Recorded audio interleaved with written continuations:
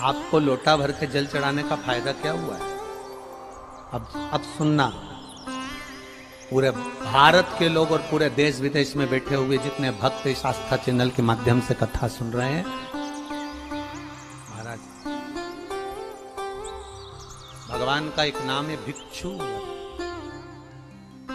और भिक्षु वर अवतार की कथा कल चल रही थी। भगवान शंकर जब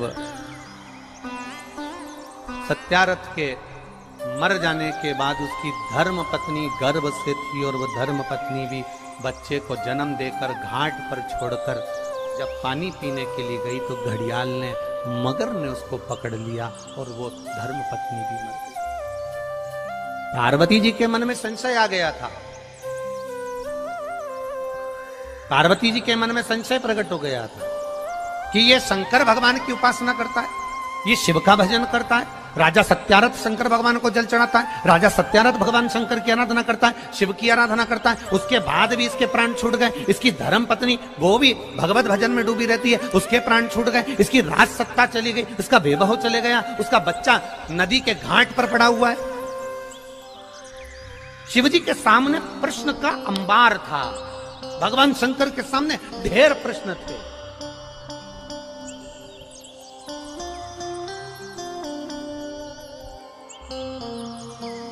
शिव का जो भक्त होता है वो विश्वास पर जीता है, भरोसे पर, दृढ़ता पर जीता है। दुनिया कुछ भी कहे, वो अपनी भरोसा, अपनी दृढ़ता शंकर के चरणों में रखता है।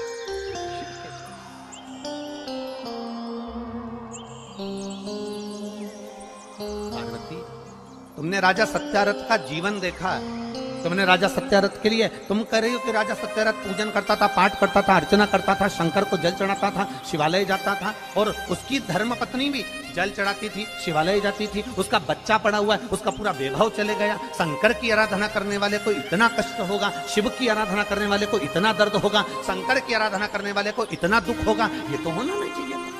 ये दुख कैसे आया?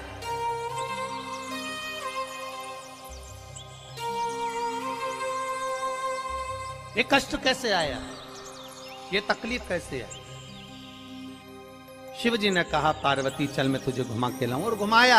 जलाशय में पार्वती जी को पूरी लीला का दर्शन करा दिया कि पूर्व समय के भोग के कारण, पूर्व समय के दूसरे का सामान ले लिया था, दूसरे के घर पर आक्रमण कर दिया था, दूसरे का वैभव चुरा लिया था, दूसरे का धन चुरा लिया था, दूसरे की सत्ता चुरा ली थी। इसलिए इस जन्म में भले मेरा भजन करा इसने, मुझ पर जल चढ़ाया इसने, मेरी आराधना करी इसने, पर पूर्व कर्म का भोग तो भोगना पड़े। हम पहले भी कथा में कहे, तुम वेद पुराण को मानो ना मानो,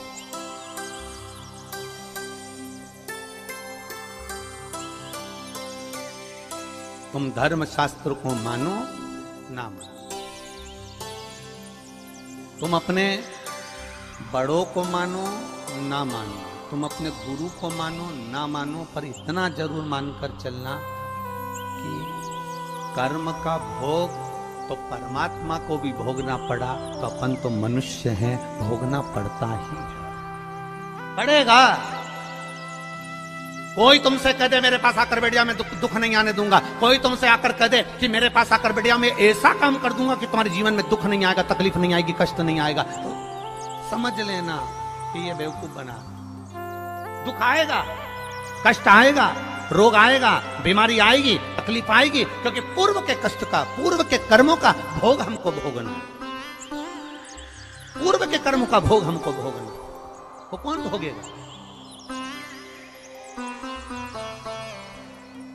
तुम्हारी कमाई के हिस्सेदार होते हैं तुम्हारी पत्नी, तुम्हारे घर के माता पिता, तुम्हारे भाई बंधु और तुम्हारे बच्चे। तुम्हारी कमाई के हिस्सेदार होंगे, पर एक बात अपनी जिंदगी में उतार कर रखना, तुम्हारे कर्म के हिस्सेदार नहीं होंगे कि तूने कमाया कैसा था। तुम्हारी कमाई के हिस्सेदार तुम्हारी पत्नी भी होगी, तुम्हारे बच्चे भी होंगे, बेटा भी होगा, बेटी भी होगी, माता भी होगी, पिता भी होंगे, भाई भी होंगे, बंधु भी होंगे, बहनें भी होंगी, उनके सारे रिश्तेदार होंगे। तुम्हारी कमाई के हिस्सेदार होंगे और तुम्हारे कर्म के हिस्सेदार नहीं हो सकते। कर्म का भोग तो तुझे अकेले ही भोगना है। तब वो परमात्मा भी कहेगा कि तेरा क्या होगा रे कालिया, फिर वो भी कहेगा कि होगा क्या,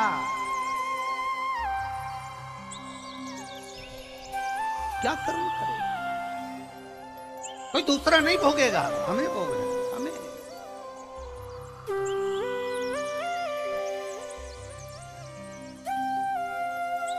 महाराज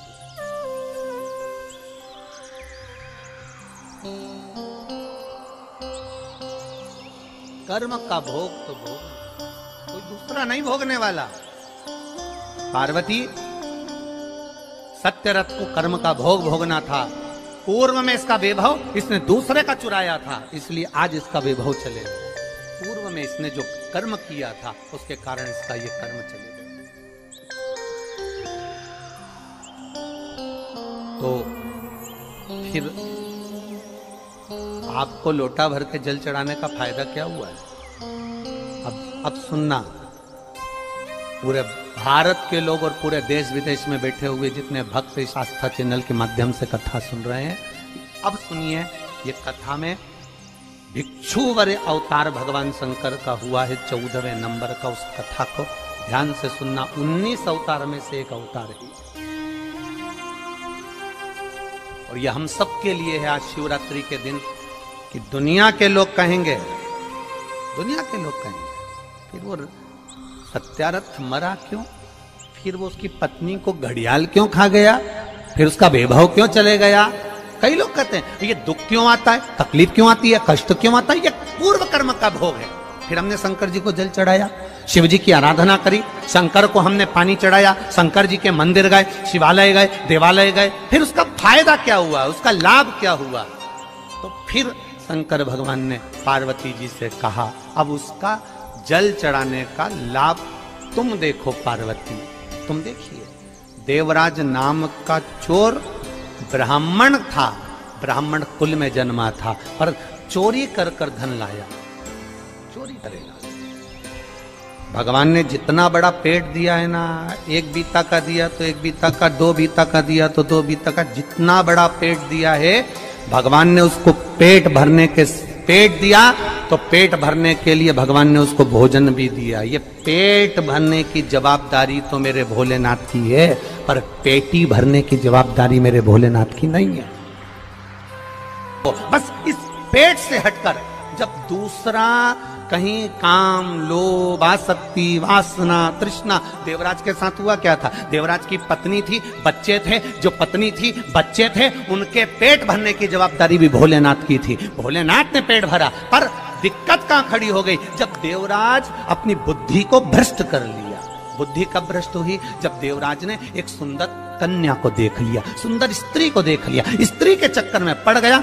स्त्री ने कहा मुझे सुंदर सोने का हार ला कर दो, उसने हार ला कर दिया। मुझे सुंदर ये सामान ला कर दो, उसने ला कर दिया। अब उसके पास जितना धन था उसने खर्च कर दिया, अब कहां से लाएगा? तो उसने फिर चोरी करना प्रारंभ करा। जब अति होने लगती है, जब किसी चीज की जरूरत ज्यादा पड़ने लगती है, तब वो चोरी करना प्रारंभ कर। जल चढ़ाने का फल क्या है? शिव जी ने कहा देवराज की कथा याद रखो, शंकर जी के मंदिर में चोरी कर धन लेकर गया, वापिस लौट कर आया, आने के बाद बेलपत्री के वृक्ष के नीचे बैठा था और स्वास्थ्य खराब हुआ, शरीर में ताप पड़ा, बीमारी हो गई, रोग हो गया, मर गया।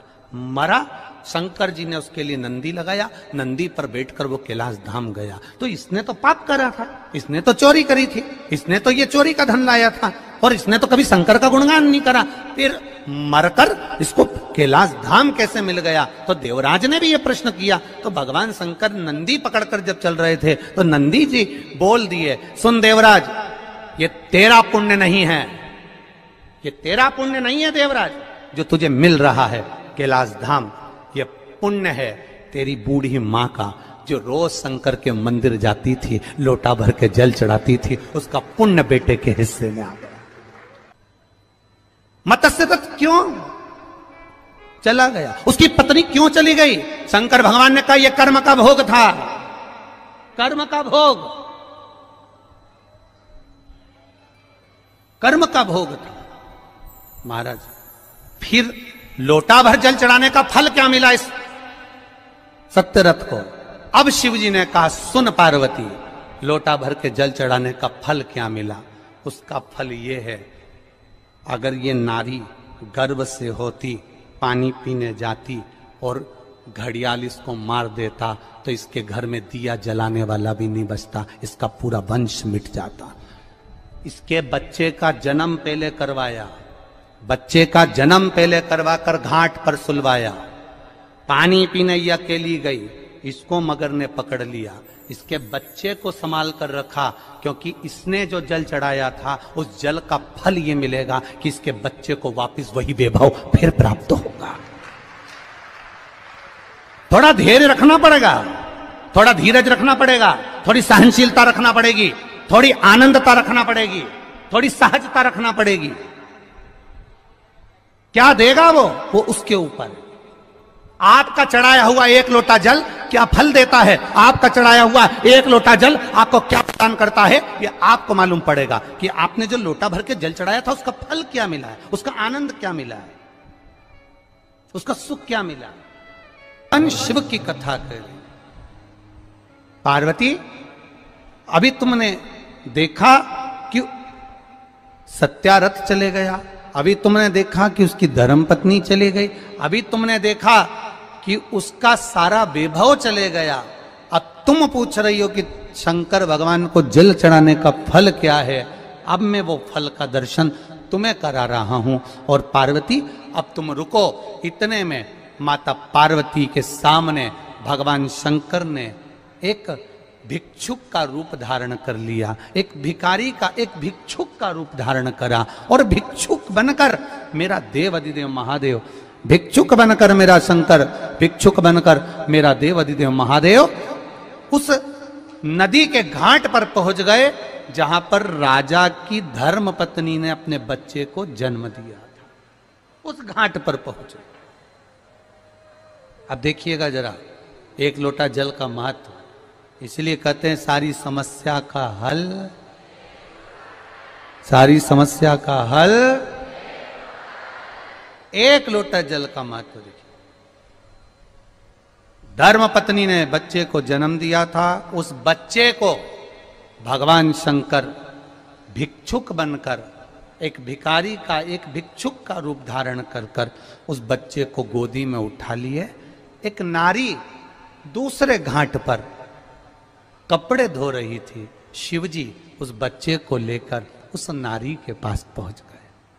अब एक लोटे जल का महत्व देख लीजिए।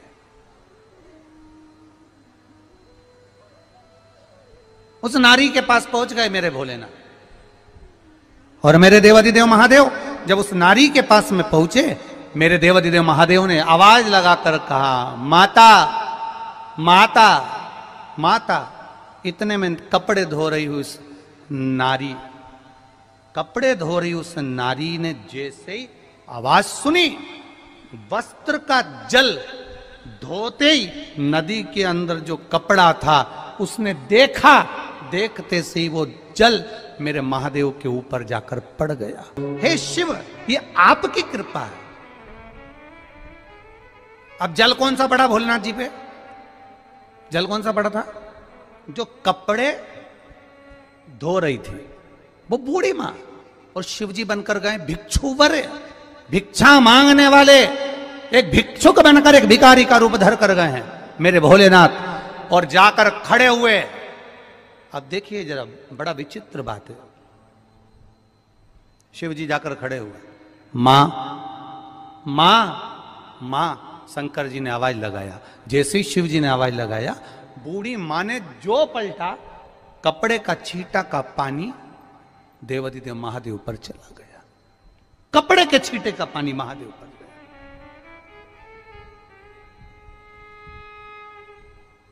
शिव जी मुस्कुरा रहे हैं, शंकर जी बहुत मुस्कुराए। पार्वती जी ऊपर से देख रही, गजब की लीला कर रहे हो महाराज, आज तो भिखारी का रूप रख लिया तुमने, भिक्षुक का। शंकर भगवान बोले, जैसा रूप रखा है वैसा जल भी चढ़ा है। शिव जी बोले कि जैसा रूप रखा है ना वैसा जल भी चढ़ा है। ये जल कोई साधारण है क्या?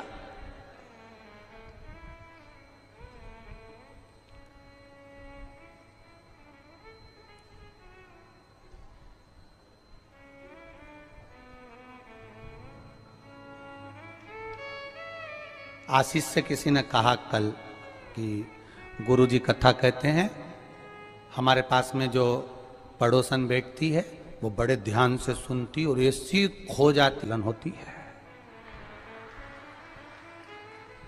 तो आशीष ने पूछ लिया, 1 2 3 4 5, जैसे ये लाइन से ऐसे 5 खंबे हैं, ऐसे पीछे से 5वें छठे खंबे की बात होगी, ठीक है।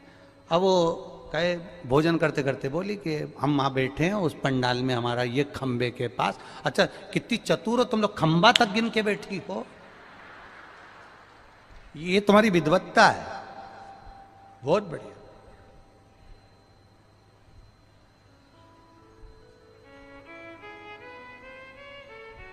ये तुम्हारी विद्वत्ता है।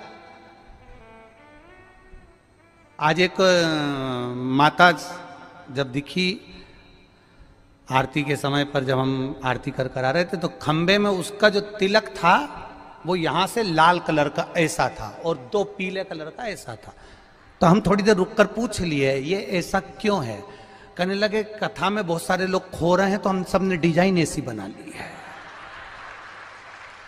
सभी की डिजाइन एक जैसी।